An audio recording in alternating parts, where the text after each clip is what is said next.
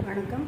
Welcome to Sathya's Vande Bharat kitchen. இந்த வீடியோவில் பார்த்தீங்க அப்படின்னு சொன்னால் உங்களுக்கு இந்த சமையல் வீடியோவிலேயே ஒரு புது விதமான ஒரு அணுகுமுறையோடு உங்கள்கிட்ட நான் பேச விரும்புகிறேன். சமையலறை அப்படின்னாலே பார்த்தீங்கன்னா வெறும் அது சுவையான உணவை கொடுக்கறதுக்கு மட்டும் இல்லைங்க, இந்த ஒட்டுமொத்த குடும்பத்தினுடைய ஆரோக்கியம் கூட அந்த அஞ்சரைப்பேட்டையிலேயே சமையலறையில் தான் இருக்குது. இது எல்லாருக்குமே தெரிஞ்ச விஷயம்தான். ஆனால் இதில் என்ன ஒரு புதுமையாக உங்களுக்கு நான் சொல்லலாம் அப்படின்னு பார்த்தீங்கன்னா, இப்போ நம்மலாம் வந்து கையில் ஒரு கடியாரம் கட்டுறோம் பார்த்தீங்களா, இதே மாதிரி நம்ம உடம்புலேயும் கூட ஒரு கடியாரம் இருக்குதுன்னு சொன்னால் உங்களுக்கு ஆச்சரியமாக இருக்கும் இல்லையா? ஸோ நான் இன்றைக்கி எதை பற்றி பேச போகிறேன் அப்படின்னு சொன்னால், உடல் உறுப்பு கடியாரமும் உணவும் அப்படிங்கிற டாப்பிக்கில் தான் உங்கள்கிட்ட நான் விஷயங்கள் ஷேர் பண்ண போகிறேன். அப்போ அது என்ன உடல் உறுப்பு கடிகாரம் அப்படின்னு பார்த்தீங்கன்னு சொன்னால், நம்ம உடம்புல வந்து நிறைய உறுப்புகள் இருக்குது. அதை வந்து ஒவ்வொரு உறுப்பாக நமக்கு ஒரு வீடியோவில் பார்க்கலாம். இன்றைக்கி நம்ம ஃபஸ்ட்டு பார்க்க போகிறது பார்த்தீங்கன்னா நுரையீரல். இந்த நுரையீரலுக்கான நேரம் அப்படின்னு பார்த்தீங்கன்னா காலையில் 3 மணிலேருந்து 5 மணி வரை நுரையீரலுக்கான நேரம்.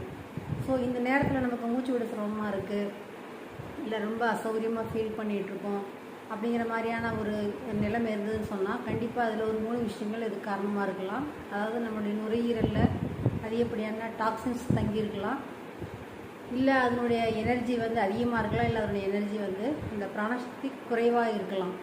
அப்போ டாக்ஸின் அதிகமாக இருக்கும்போது என்ன பண்ணும் அப்படின்னா, அந்த நுரையீரலானது பார்த்திங்கன்னா அந்த சளி மூலமாக அது எல்லாத்தையும் வெளியே தெளப்பாக்கும். உடனே நம்ம என்ன பண்ணுவோம், கோல்டு பிடிச்சிட்டு உடனே ஒரு ஆன்டிபயோட்டிக்கை போட்டுருவோம். ஆனால் பார்த்திங்கன்னா அது வந்து நம்ம உடம்பு வந்து பாதிச்சுக்கிட்டு தான் இருக்கும். ஸோ நம்ம ஆயுர்வேத முறைப்படி அதை வந்து ஒரு சமையல் ஒரு மருந்தாக எடுத்துக்காமல் அதுவே வந்து ஒரு பதார்த்தமாக பண்ணி நம்ம சாப்பிடும்போது நம்ம உடம்புக்கு நிஜமாகவே நல்ல பலன் கொடுக்கும். ஸோ அந்த மாதிரி நம்மளுடைய நுரையீரலை பலப்படுத்தும் விதமாக நம்ம என்ன உணவு எடுத்துக்கலாம் அப்படிங்கிறத நான் இன்றைக்கி இந்த சத்யாஸ் வந்தே பாரத் கிச்சன் யூடியூப் சேனலில் பூண்டு குதிமென்சு அப்படின்னு சொல்லிட்டு ஒரு வீடியோவை போஸ்ட் பண்ணியிருக்கேன். ஸோ இதை இந்த ரெசிபியை நீங்கள் தெரிஞ்சுக்கிறதுக்கு என்னுடைய சத்யாஸ் வந்தே பாரத் கிச்சன் யூடியூப் சேனலில் கண்டிப்பாக பாருங்கள். கீப் ஆன் வாட்சிங். Bye by.